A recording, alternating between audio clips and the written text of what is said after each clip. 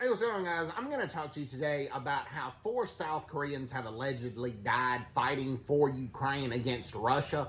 Now, with that being said, the Russian government has not provided names or ID'd the dead bodies. So the South Korean government is skeptical of this. But here's what we do know. We do know that that there was a South Korean Navy SEAL, that a former Navy SEAL, and after he became a Navy SEAL, he became a YouTuber. And he still was a YouTuber after he went to Ukraine on his own accord to go fight for Ukraine. Now, the South Korean government had forbade its nationals, its citizens, from doing that, because now, while they did provide Ukraine with bulletproof vests and several other non-combat equipment, and they supported sanctions against Russia, a bit lighter than some countries, but South Korea nevertheless condemned the invasion in the UN General Assembly, and many of South Korea's citizens supported and stood with Ukraine through all this. But South Korea only has about 0.1% trade volume with Ukraine, whereas they were like Russia's 10th largest trading partner. Not excusing that, because South Korea took a stand as best they could in that situation, I firmly believe.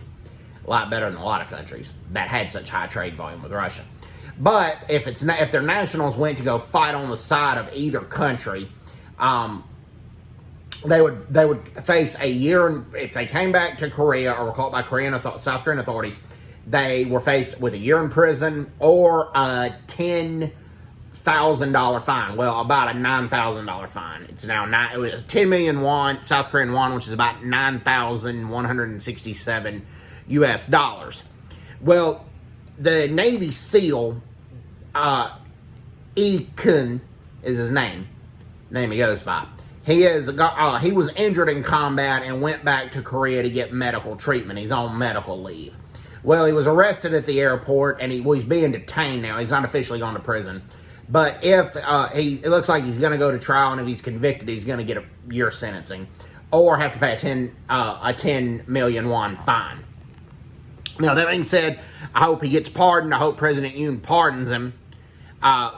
So, that's the latest situation with South Koreans in Ukraine. 4 South Koreans have allegedly died fighting for Ukraine, but the Russian government has failed to provide the South Korean government with names or faces, so the South Korean government remains skeptical. So, everybody's doing well. Take care. God bless, and bye-bye. Bye-bye.